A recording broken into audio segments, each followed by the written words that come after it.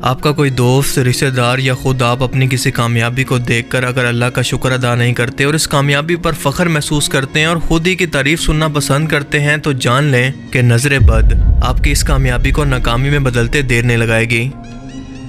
ایک صحابی حضرت ابو الامامہ کہتے ہیں کہ ایک دن عامر بن ربیعہ رضی اللہ تعالیٰ عنہ نے میرے والد سہل بن حنیف رضی اللہ تعالیٰ عنہ کو نہاتے ہوئے دیکھا، یعنی صدر چھپائے ہوئے، تو کہنے لگے کہ اللہ کی قسم، سہل کے جسم اور اس کے رنگ روپ کے تو کیا کہنے، میں نے تو آج تک اس طرح کا کوئی خوبصورت جسم نہیں دیکھا۔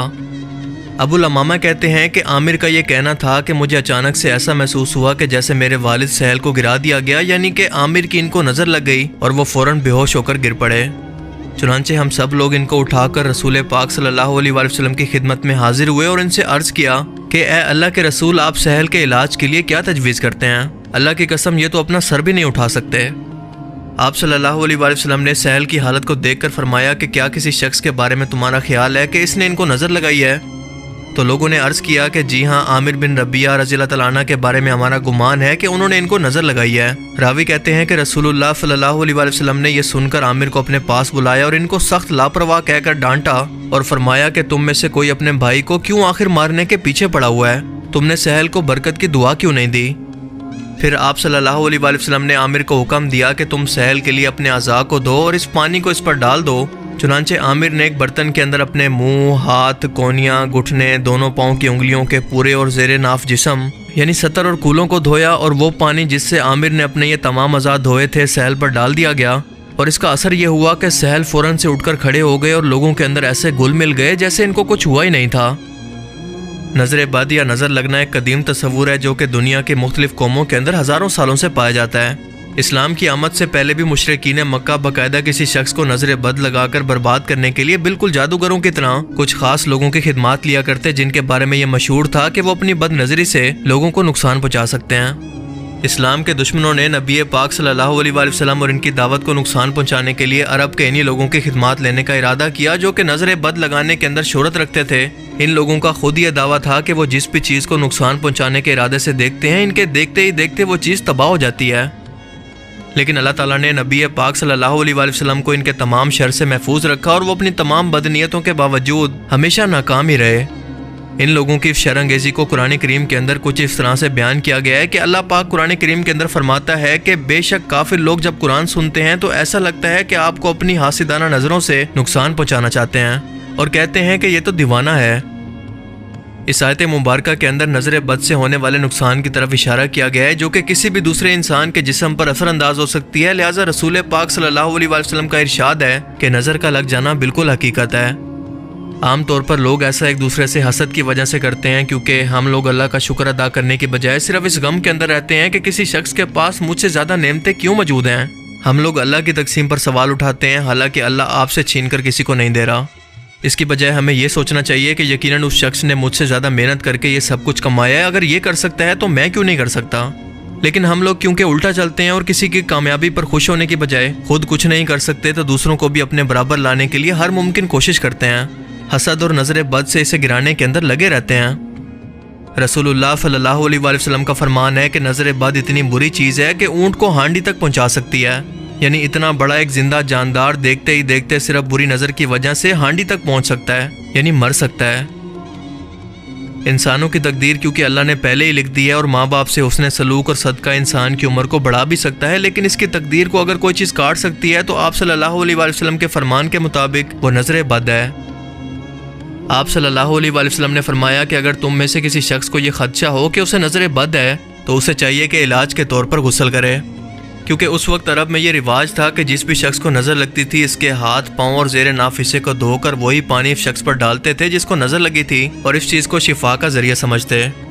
اس کا سب سے بڑا فائدہ یہ ہوتا تھا کہ اس ذریعے سے مریض کا وہم دور ہو جاتا تھا، لہٰذا رسول پاک صلی اللہ علیہ وآلہ وسلم نے اس کی اجازت دی اور فرمایا کہ اگر تم میں سے کسی کو نظر لگ جائے اور تم میں سے کوئی شخص تمہارے آزاد ہو کر مریض پر ڈالنے کا مطالبہ کرے تو اس کو مان لو۔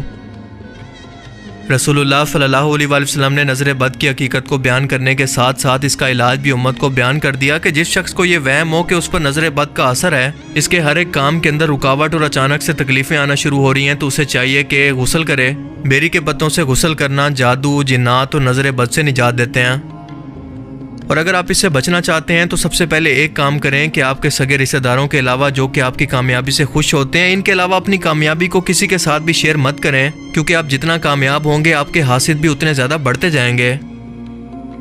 نظر بد کا غسل کے ذریعے علاج کرنا دراصل مریض کا وہم دور کرنے کے لیے ہے، لیکن اس کا اصل علاج ممکن ہے قرآنی آیات سے، جیسا کہ حدیث مبارکہ کے اندر بیان ہوتا ہے کہ حضرت عائشہ رضی اللہ تعالیٰ عنہ فرماتی ہیں کہ مجھے رسول اللہ صلی اللہ علیہ وسلم نے حکم فرمایا کہ نظر بد لگنے کا دم کیا کرو، یعنی قرآنی آیات سے اس کا علاج کرو۔ حضرت ام سلمہ رضی اللہ تعالیٰ عنہ سے روایت ہے کہ رسول پاک صلی اللہ علیہ وسلم نے میرے گھر کے اندر ایک لڑکی کو دیکھا جس کے چہرے پر کافی نشانات تھے۔ آپ نے اس لڑکی کو دیکھ کر ارشاد فرمایا کہ اس پر کچھ پڑھ کر اس پر دم کر دو کیونکہ اس کو نظر لگ گئی ہے۔ اور قرآن کریم کے اندر نظر بد کا سب سے بہترین علاج ہے جو کہ رسول اللہ صلی اللہ علیہ وسلم نے خود بھی بیان فرمایا، وہ ہے موعظتین پڑھ کر دم کیا جائے۔ قرآن کریم کی آخری 2 صورتوں کو موعظتین کہتے ہیں، اور یہ حدیث مبارکہ سے ثابت ہے کہ رسول پاک صلی اللہ علیہ وسلم کی زوجہ مطہرہ حضرت عائشہ صدیقہ رضی اللہ تعالیٰ عنہ بیان کرتی ہیں کہ جب نبی پاک صلی اللہ علیہ وسلم بیمار ہوتے تو جبرائیل علیہ السلام آپ کے پاس آ کر آپ کو دم کرتے اور یہ کلمات کہتے: اللہ کے نام سے، وہی آپ کو صحت مند کرے گا، ہر بیماری سے شفا دے گا، اور حسد کرنے والے حاسد کے ہر شر سے اور نظر لگانے والی آنکھ کے ہر شر سے آپ کو اپنی پناہ میں رکھے گا۔ اس کے علاوہ سورہ فاتحہ اور آیت الکرسی پڑھ کر بھی آپ اپنے آپ کو خود دم کر سکتے ہیں۔ حضرت عائشہ صدیقہ رضی اللہ تعالیٰ عنہ سے روایت ہے کہ نبی پاک صلی اللہ علیہ وسلم کے جس مرض کے اندر آپ کا وصال ہوا، آپ خود اپنے آپ پر بالکل یہی آیات پڑھ کر دم کیا کرتے تھے، اور جب آپ کی تکلیف حد سے بڑھ گئی تو میں یہ سب پڑھ کر آپ پر دم کیا کرتی اور بابرکت ہونے کے باعث آپ کے ہاتھوں کو آپ کے جسم پر پھیرا کرتی۔ اور ان تمام صحیح روایات سے یہ ثابت ہوتا ہے کہ نظر بد کوئی وہم یا توہم پرستی نہیں بلکہ ایک حقیقت ہے جس کے اثرات ظاہر ہونے پر دم کرنا سنت ہے۔ لیکن ایک سوال یہ بھی ہے کہ نظر بد بذات خود کیا ہے، ایسا کیوں اور کیسے ہوتا ہے؟ اس کا جواب یہ ہے کہ یہ بالکل ویسا ہی علم ہے جیسے انسان کی روح، اس کی موت اور جنات کی موجودگی کا ہے کہ وہ موجود تو ہیں پر نہ تو ہم انہیں دیکھ سکتے ہیں اور نہ ہی اب تک سمجھ پائے ہیں۔ یہ اب تک انسان اور سائنس کی سوچ سے پرے ہے، جبکہ توہم پرستی کے چلتے جو لوگ اس کا مرچیں جلا کر یا نشان لگا کر یا بچوں وغیرہ کو سرمے یا کسی چیز سے کالا ٹیکا لگا کر چینی وغیرہ پر پڑھ کر یا کسی اور تعویذوں سے اس کا علاج کرتے ہیں، تو یہ بالکل ہندوؤں کی رسمیں ہیں جس کا اسلام سے کوئی تعلق نہیں، بلکہ یہ سب مختلف طرح کی بدعات ہیں جنہیں نسل در نسل ہماری جنریشن نے ایک دوسرے سے سن کر آگے پہنچایا، پر ان کی کوئی لاجک یا کوئی کامن سینس نہیں بنتی۔ اور ظاہر ہے کہ لوگ جب قرآن و حدیث سے دور ہوں گے تو اسی طرح کی گمراہی اور بدعات اس معاشرے کے اندر بالکل ایک عبارت تصور ہوں گی۔ مجھے امید ہے کہ آج کی اس ویڈیو سے آپ کو بہت کچھ نیا جاننے کو ملا ہوگا اور یہ ویڈیو آپ کو پسند آیا ہوگا۔ اگر یہ ویڈیو آپ کو اچھا لگا تو اسے لائک کیجئے، اور اب میں ملوں گا آپ سے ایک ایسی ہی نئی انٹرسٹنگ ویڈیو میں۔ تب تک کے لیے اپنا بہت سا خیال رکھیے گا۔ Thanks for watching this video. اللہ حافظ۔